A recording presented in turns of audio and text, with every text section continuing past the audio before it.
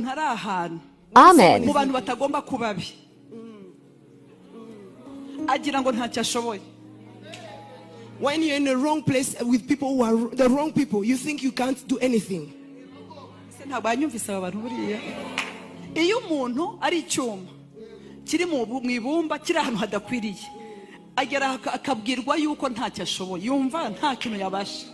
When you are iron and you are among clay, you think you are useless. Usigara wumva nta kintu ushoboye. You think you are useless. Ariko hari igihe Imana iguta muri byene wanyu. But there are times God puts you in your own people. Ukavuga uti bwa bundi ndacyakora. And you find you are still useful. Uyu mwaka rero prophecy mfite nuko icyuma kigiye guhura na mugenzi wacu. The prophecy I have is that the iron is going to meet iron. Yes, ashimwe cyane. Amen. Hallelujah. Amen. Hari ahantu twagiye tuba bakatuga ati kari agakobwa sha ariko sinari ko nzaba apostle nzi ko ndagakobwa nyine.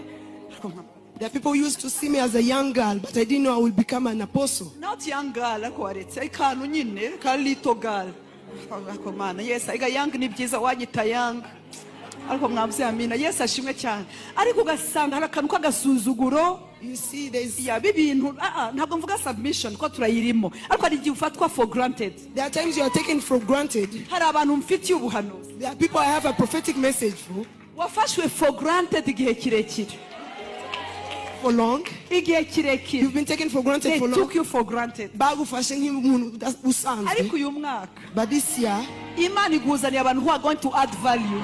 God is bringing people who are going to add value. Ndabona rezo iri ahangaha. And God is